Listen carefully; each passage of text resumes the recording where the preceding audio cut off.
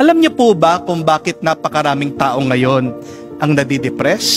Kasi yung iba, puro trabaho ng trabaho lang. Nakakalimutan ng manalig, nakakalimutan ng magdasal sa Diyos. Di po ba? At aminin niyo po, marami din sa inyo mga paladasal. Palaging nakikinig sa misa. Palagi naman pong lumalapit, nagnonovena, nagrorosaryo. Bakit pa rin kayo nadidepress? Kasi maaaring ikaw ay naniniwala, pero wala ka namang ginagawa. And remember what the Bible also tells us and teaches us, that faith without action is dead. And prayer without purpose is laziness. Katamaran. Kung puro ka lang dasal pero wala ka namang gagawin, wala kang kilos. Kapatid, kamukha po sana ni San Benito, magdasal ka bago ka magtrabaho. Magdasal ka habang ikaw ay nagtatrabaho.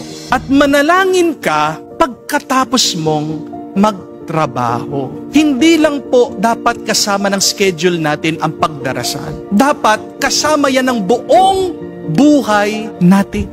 I always say this, prayer should be our lifestyle. And Saint Benedict reminds us that when we labor and pray at the same time, our hearts are lifted to God. At tandaan nyo din po, unawain nyo, walang ibang pinakamahalaga para sa Diyos kung hindi ang ating puso. Dahil sa puso mo, dyan mananahan, dyan mananatili ang Diyos. At kapag nandyan ang Diyos, pinagpala ka. Why is there no blessing now in your life? Maybe because you have not given your heart to God, or maybe because you have a heart and yet God is absent in your heart. Amen? Mga kapatid, isang paalaala lang po ito. Lalong-lalo na sa mga addicted na sa inyo, sa gadget, sa social media, sa computer. Bago ka mag-Facebook, sana mag-face the Lord ka muna. Puro tayo Facebook. Pero ang tanong, do you face God every day?